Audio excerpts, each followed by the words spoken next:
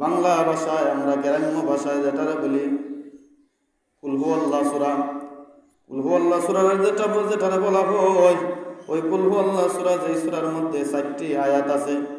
এই সূরার এত ফজিলত, এই সূরা একবার যদি কেউ পড়ে, আল্লাহ পাক রব্বুল আলামিন একবার সূরা ইখলাস কুল হুয়াল্লাহ শরীফ পাঠ করলে 10 পারা কুরআনুল কারীম পড়লে যেই পরিমাণ সওয়াব, সেই পরিমাণ সওয়াব আল্লাহ পাক রব্বুল আলামিন বান্দা-বান্দির আমলনামার মধ্যে দান করে দেয়। সুবহানাল্লাহ।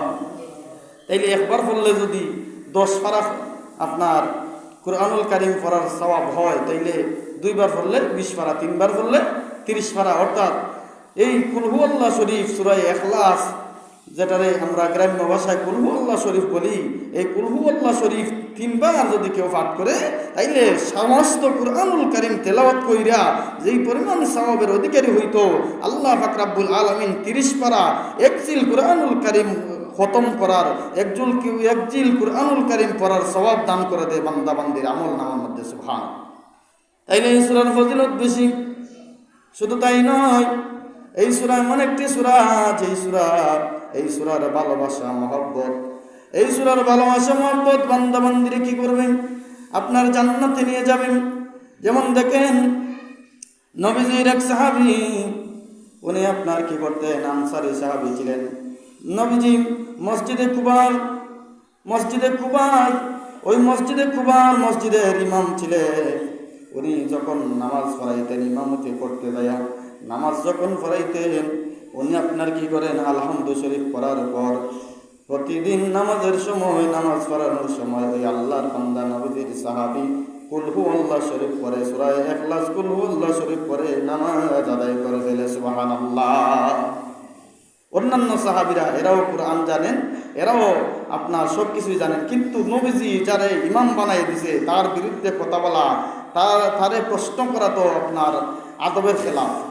সুতরাং এক পর্যায়ে একদিন এক সাহাবী, এক মুসল্লি মুক্তাদি ডাক দিয়ে বলতেছে, আল্লাহর বান্দা, আপনারা নবীজি ইমাম বানাই দিছেন, আপনি মসজিদের ইমামতি করেন, কিন্তু আপনি আলহামদু শরীফ পড়ার পর প্রতিদিন আপনি কি করেন? প্রতিদিন কুল হুয়াল্লাহ আলহামদু শরীফ পড়ার পর কুল হুয়াল্লাহ শরীফ পড়েন। ও আল্লাহর বান্দা, আপনি কি আর কোনো সূরা পারেন না? কোনো সূরা জানেন না? আল্লাহর বান্দা ডাক দিয়ে বলে, আমি জানি, আমি পারি, কিন্তু এই কুল হুয়াল্লাহ সূরারে আমি বড় সম্মান করি, বড় ভালোবাসি, বড় মহব্বত করি। ওই কুল হুয়াল্লাহ শরীফ সূরারে আমি মহব্বত কইরা ভালোবাসা আমি তেলাওয়াত করি। সুতরাং ওই কুল হুয়াল্লাহ শরীফ আমি এর কারণে তেলাওয়াত করি। এবার শেষ পর্যায়ে এরা উপায় না পাইয়া এক পর্যায়ে নবীজির কাছে নালিশ দিয়ে দিছে, বিচার দিয়ে দিছে। ইয়া রাসূলুল্লাহ, ইয়া হাবিবাল্লাহ, ওগো নবীজি, আপনি এমন একজন ব্যক্তিরে মসজিদে কুবার ইমাম বানাইলেন, যেই ব্যক্তি আলহামদু শরীফ পড়ার পর আর শুধু কুল হুয়াল্লাহ শরীফ দিয়া নামাজ পড়ায় দেয়, আর কোনো সূরা পড়ে না। এবার নবীজি বললেন, তোমরা থামো, সমালোচনা করিও না, আমি তারা জিজ্ঞাসা করব। এবার নবীজি জিজ্ঞাসা করলেন, ইমাম সাহেব, আমার সাহাবী তোমার এক মসজিদে কুবার ইমাম বানায় দিলাম, তুমি মসজিদের ইমামতি করো, নামাজ পড়ানোর সময় আলহামদু শরীফ পড়ে শুধু কুল হুয়াল্লাহ কেন পড়ো? অন্য কোনো সূরা তুমি কেন পাঠ করো না? সাহাবী ডাক দিয়ে বলেন, ইয়া রাসূলুল্লাহ, ইয়া হাবিবাল্লাহ, ওগো নবীজি, এই সূরারে আমি বড় মহব্বত করি, বড় ভালোবাসি। এবার আমার আপনার নবী রাহমাতাল লিল আলামিন সাহাবীরে ডাক দিয়ে বলেন, সাহাবী, তুমি ধন্য, ওই সূরার মহব্বত তোমার জান্নাতে নিয়ে যাবে। সুবহানাল্লাহ। তাইলে ওই কুল হুয়াল্লাহ শরীফ সূরার অনেক ফজিলত, অনেক বরকত। সুতরাং এই কুল হুয়াল্লাহ শরীফ কেউ যদি 3বার পড়ে, এক খতম কুরআনুল কারীম 30 পারা পাঠ করার সওয়াব আল্লাহ পাক রব্বুল আলামিন দান করে দেয়। সুবহানাল্লাহ। তাই আল্লাহ নিজে বলে দিয়েছেন এই সূরার মধ্যে, কুল হুয়াল্লাহু আহাদ, আল্লাহ এক, তিনি আল্লাহ এক, তার কোনো শরীক নাই, অদ্বিতীয় নাই। আল্লাহ সামাদ, আল্লাহ কারো মুখাপেক্ষী নয়, আল্লাহ কাউকে জন্ম দেননি, আল্লাহ কারো ঘরে জন্মগ্রহণ করেননি। লাম ইয়ালিদ ওয়া লাম ইউলাদ, আল্লাহর কোনো সন্তান নাই, তিনি কাউরে জন্ম দেননি, কারো ঘরে জন্মগ্রহণ করেননি। ওয়া লাম ইয়াকুল লাহু কুফুয়ান আহাদ, আর তার সমতুল্য কেউ এই পৃথিবীর জমিনে নাই। এই সূরার মধ্যে আল্লাহ পাক রব্বুল আলামিন এই কথাগুলা বলে দিয়েছেন। সুতরাং এই আল্লাহকে আপনার বাংলার আনাসে কানাসে আপনার খুঁজলে দেখা যায় নাস্তিক মুরতাদ আপনার অনেকেই এমন কথা বলে যেই কথা বলার কারণে তার ইমান চলে যাইতেছে, এমন কথা বলে যেই কথা বলার কারণে তার কিন্তু আপনার ইমানের 12টা বাজতেছে, এমন কথা বলতেছে যেই কথা বলার কারণে সে নাস্তিকে পরিণত হয়ে যেতেছে। এই নাস্তিক, এই মুরতাদ, এই নাফরমান যুগে যুগে ছিল, আছে, থাকবে। যেমন দেখেন একবার এক নাস্তিক আল্লাহরে কলি দরবেশ, কিন্তু আল্লাহর অলি বড় বড় মানুষ, ওনারে এক নাস্তিক প্রশ্ন 4টা প্রশ্ন করছে। 1 নম্বর প্রশ্ন হলো, ও আল্লাহর বান্দা, ও আল্লাহর বান্দা, আপনি যে কি করেন, আপনি কি করেন? আপনারে আমি 4টা প্রশ্ন করব, 4টা প্রশ্ন করতে চাই। কি 4টা প্রশ্ন? 4টা প্রশ্নের মধ্যে 1 নম্বর প্রশ্ন হলো, আল্লাহ সব জায়গায় আছেন, যদি কেউ দেখেই থাকেন তবে আমরা কেন দেখতে পাই না? এ প্রশ্ন করছে নাস্তিকে, প্রশ্ন করছে যে মানুষে বলে আল্লাহ সব জায়গায় আছেন বা আল্লাহ সব জায়গায় আছেন আমরা বিশ্বাস করি, তাইলে এটা যদি কেউ দেখে থাকে তাইলে আমরা কেন দেখতে পাই না? এর কত হইল যে মানুষকে কিভাবে আটকানো যায়। এই নাস্তিকদের কাজ কারবার হইল এইগুলা, নামাজ নাই, রোজা নাই, মসজিদ নাই, ইবাদত নাই, কিভাবে মানুষকে আটকানো যায় বলেন? এইরকমভাবে যদি হঠাৎ প্রশ্ন করে কেউ জবাব দিতে পারবে? 2 নম্বর প্রশ্ন, না দেখে আল্লাহকে বিশ্বাস করার কথা বলা হয় কেন? আল্লাহরে যদি না দেখি, না দেখে কেন আল্লাহরে আমি বিশ্বাস করব? 3 নম্বর প্রশ্ন হইল, ইবলিস তথা জিন জাতি আল্লাহ পাক রব্বুল আলামিন আগুন দিয়া বানাইছেন, আগুনের তৈরি যদি জিন জাতি হয় তাইলে জিন জাতিরে আল্লাহ পাক রব্বুল আলামিন দুজখের আগুন দিয়া কেন জ্বালাইবেন? কারণ আগুন দিয়ে কিভাবে জ্বালাইব, তার প্রশ্ন হইল 3 নম্বর। 4 নম্বর প্রশ্ন হইল, আল্লাহর ইচ্ছা ছাড়া কোনো কিছু হয় না, যদি আল্লাহর ইচ্ছা ছাড়া কোনো কিছু হয় না তাহলে মানুষ তার কৃতকর্মের জন্য, যে মানুষ খারাপ কাজ করতেছে, মানুষ আকাম কুকাম করতেছে, এর জন্য মানুষ কেন শাস্তি ভোগ করতে হবে, তার প্রশ্ন। এবার ওই প্রশ্নগুলো করার সাথে সাথে আল্লাহর বান্দা দরবেশ, আল্লাহর ওলি, উনি রাগান্বিত হইয়া কি করছে, আপনার একটা ডিল মারছে।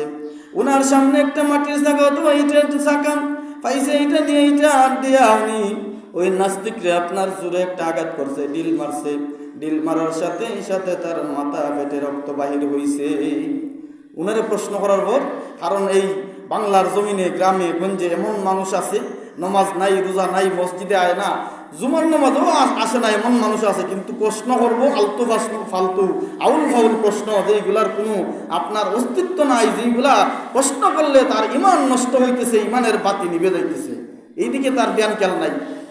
সুতরাং এই যে দরবেশরে প্রশ্ন করছে, প্রশ্ন করার পর দরবেশ রাগান্বিত হইয়া আপনার কি করছেন, ডিল ছুঁড়ে মারছেন, সাথে সাথে তার রক্ত বাহির হয়েছে।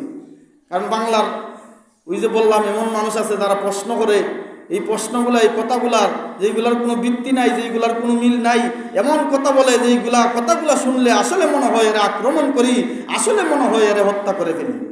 সুতরাং এই আল্লাহর ওলি দরবেশকে এই কথা প্রশ্নগুলা করার পর আল্লাহর ওলি দিল ছুঁড়ে মারছে, এটা দিছে, এটা দেওয়ার সাথে সাথে আপনার কি হয়েছে, আপনার তার মাথা ফাইটে রক্ত বাহির হয়েছে।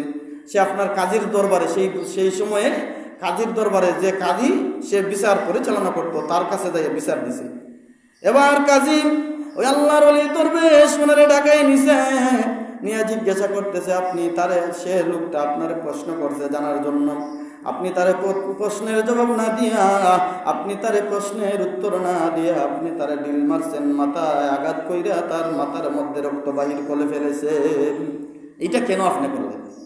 আল্লাহর ওলি দরবেশ ডাক দিয়ে বলতেছে, আমি যে ডিল মারছি ওই ডিল মারার মধ্যে তার যে 4টা প্রশ্ন করছে, 4টা প্রশ্নের উত্তর আমি দিয়া দিছি। সুবহানাল্লাহ। হয় কিভাবে দিছো? যে আমি যে তারে ডিল মারছি, ডিল মারার সাথে সাথে তার কি হয়েছে, মাথা থেকে রক্ত বাহির হয়েছে, ওই রক্ত যে বাহির হয়েছে, ব্যথা হইতেছে, ব্যথা সে তার চোখ দিয়া দেখাইতে পারবে না, হয় না? তাইলে ব্যথা যদি চোখ দিয়া দেখাইতে না পারে, ব্যথা অনুভব হইতেছে কিন্তু ব্যথা চোখ দিয়া দেখাইতে পারে না, এইভাবে আমার আল্লাহরেও চর্মচক্ষু দিয়া দুনিয়ার মানুষ, যে কোনো মানুষ দেখতে পারে না। সুবহানাল্লাহ। যার কারণে আমি এটা মানলাম, তার আঘাত হইল, রক্ত বাহির হইল, রক্ত বাহির হওয়ার পর সে ব্যথা অনুভব করতেছে, কিন্তু চোখ দিয়া দেখাইতে পারতেছে না, চোখ দিয়া সে দেখাইতে পারতেছে না। সুতরাং এই চোখ দিয়া যে ব্যথা পাইল কিন্তু ব্যথা দেখাইতে পারে না, এরকম ভাবে আল্লাহর যে দেখবার কথা বললো সর্ব জায়গায়, আল্লাহ বিরাজমান, আল্লাহর দেখার কথা বলছে, সামান্য ব্যথা পাইল, বিচার প্রার্থীও হইল, বিচারও দিল, কিন্তু সে এই ব্যথা দেখাইতে চোখ দিয়া দেখতে পারে না, দেখাইতে পারে না। এইরকম ভাবে মানুষ চাই, সকল যে কোনো মানুষ আল্লাহর চাইলেও চক্ষু দিয়া দেখতে পারে না। আল্লাহুম্মা সাল্লি আলা সাইয়্যিদিনা মাওলানা মুহাম্মাদ ওয়া আলা সাইয়্যিদিনা মাওলানা আল্লাহুম্মা সাল্লি ওয়া সাল্লিম মাজিদ বারিক আলাইহি। দ্বিতীয় প্রশ্ন হলো, সে আমার প্রশ্ন করছে আল্লাহরে না দেখে, আল্লাহকে না দেখে কেন বিশ্বাস করব? চোখে না দেখে যদি বেতার কথা বিশ্বাস করে, তাইলে আল্লাহরেও না দেখে বিশ্বাস করতে হবে। সুবহানাল্লাহ। তার 2 নম্বর প্রশ্নের জবাব আমি যে তারে আঘাত করছি, আঘাত দিয়ে দিলাম। 3 নম্বর প্রশ্নের জবাব তার যে আমি আঘাত করছি, আঘাতের মধ্যে আছে কিভাবে? যে 3 নম্বর প্রশ্ন, শয়তান জিন জাতিরে আল্লাহ পাক রব্বুল আলামিন আগুন দিয়া বানাইছেন, দুজখের আগুন, এইটাও আগুন। আর যারা জিন জাতিরে বানাইছে আগুন দিয়ে, আগুন রে কিভাবে ফুরায়? সুতরাং সে ওই প্রশ্ন করছেন, তাইলে সে তো মাটির মানুষ, তারে যে আমি আঘাত করছি, মাটি দিয়া মাটিরে আঘাত করলে তো রক্ত বাহির হওয়ার কথা নয়। এই কথা শুনে সে অবাক হয়ে গেছে। সুতরাং মাটি দিয়া মাটিরে আঘাত করলে, মাটি দিয়া মাটির মানুষরে আঘাত করলে যদি রক্ত বাহির হয়, তাহলে এইটা বুঝে নাও, যদিও আগুন দিয়া আল্লাহ পাক রব্বুল আলামিন জিন জাতিরে বানাইছেন, আগুন দিয়া আল্লাহ পাক রব্বুল আলামিন দুজখের আগুন দিয়া তাদেরকে জ্বালাইবেন। সুবহানাল্লাহ। আল্লাহ মাটি দিয়া মানুষ বানাইছে, এটা সকলে বিশ্বাস করে। তাইলে মাটি দিয়া মাটির মানুষরে যদি আঘাত করলে রক্ত বাহির হয়, তাইলে ওই মানুষ আল্লাহ পাক রব্বুল আলামিন জিন জাতিরে আগুন দিয়া বানাইলো, দুজখের আগুন দিয়া আল্লাহ জ্বালানোর ক্ষমতা রাখে। সুবহানাল্লাহ। আর 4র্থ প্রশ্ন হলো, আল্লাহর ইচ্ছা ছাড়া কোনো কিছু হয় না, তাহলে মানুষের কৃতকর্মের জন্য, আকাম কুকামের জন্য, নাফরমানির জন্য কেন শাস্তি দেওয়া হবে? আল্লাহর ইচ্ছায় যখন সব হয়, তাইলে দিল সুরা, তার গায়ে আঘাত লাগা, রক্তপাত হওয়া, ব্যথা হওয়া, সবই তো আল্লাহর ইচ্ছায় হয়েছে। সুতরাং এই ব্যাপারে সে যে আপনার কাছে অভিযোগ করলো,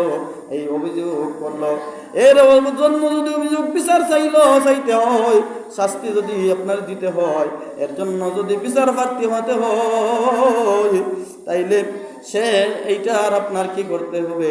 আল্লাহর দরবারে যারা নাফরমানি করবে, আল্লাহর নাফরমানি যারা করবে, আল্লাহর সাথে যারা বেয়াদবি করবে, আল্লাহর হুকুম যারা মানবে না, আল্লাহর হুকুম অনুযায়ী যারা চলাফেরা করবে না, আল্লাহ পাক রব্বুল আলামিন তাদেরকে শাস্তি দিবেন। আমি তারে আঘাত করছি, এই আঘাতের কারণে বিচার প্রার্থী হয়েছে, তাইলে আল্লাহর নাফরমানি করবা, আল্লাহর সাথে বেয়াদবি করবা, আর তুমি এইটা মন যা চায় তাই করবা, তাইলে আল্লাহ তোমার শাস্তি দিব না? আল্লাহ অবশ্যই তোমার শাস্তি দিব। এটা কিভাবে ভাবলো? যেমন অনেকে আছে, কিছু মানুষ আছে প্রশ্ন করে, যেমন আমার একজন প্রশ্ন করছে যে হাবিল কাবিল 2 ভাই, এদের কাছ থেকে নাকি হিন্দু ধর্ম আর মুসলমান ধর্মের সৃষ্টি হয়েছে, এইরকম কথা অনেকে বলে। তো আমার একজন বলতেছে যে হিন্দু মুসলিম তো 2 ভাই থেকে হইল, তাইলে আল্লাহ যদি শাস্তি দেয়, তাইলে আল্লাহ জালেম, নাউজুবিল্লাহ। এই কথা এই যে মূর্খ পণ্ডিত এই যে কুলাঙ্গার এই কথাটা বললো, বইলা যে সে নাস্তিক হয়ে যাইতেছে, তারে হত্যা করা মুসলমানের জন্য জায়েজ হয়ে যাইতেছে, তার ইমানের বাতি নিভে যাইতেছে, আপনার সে নাস্তিক হয়ে যাইতেছে, ইমান হারা হয়ে যাইতেছে, সেই দিকে তার খেয়াল নাই। সে প্রশ্ন করে, সে নিজের জ্ঞানী দাবি করতে চায়, সে বুঝাইতে চায় যে আমরা মোল্লাদের চাইতে বেশি জানি। এমনও লোক আছে বলে মসজিদে যাই না, হার কাছে যাই নামাজ পড়বো। এই কথার দ্বারা সে বুঝাইতে চায় যে মোল্লার পিছনে সে নামাজ পড়বে না। কিন্তু মোল্লা এক সময় তুমি যখন ছোট ছিলা মক্তবেদায়, ওই মোল্লার কাছে নামাজ কালাম কলিমা শিখছো। তোমার মার বিবাহ, যেই বিবাহ মোল্লা না পড়াইলে তুমি হারামজাদা হইতা, যেই মার বিয়া না পড়াইলে বাবার বিবাহ, মার বিবাহ না পড়াইলে তুমি হারামজাদা হইতা, তোমারে মানুষ হারামজাদা বলতো। আজকে সেই মোল্লার পরে দিয়া, পিছনে দিয়া তুমি নামাজ পড়তে রাজি না, নামাজ পড়তে চাও না। তোমার মতো কুলাঙ্গার এই দুনিয়ার জমিনে আর হতে পারে না। আল্লাহুম্মা সাল্লি আলা সাইয়্যিদিনা মাওলানা وعلى آل سيدنا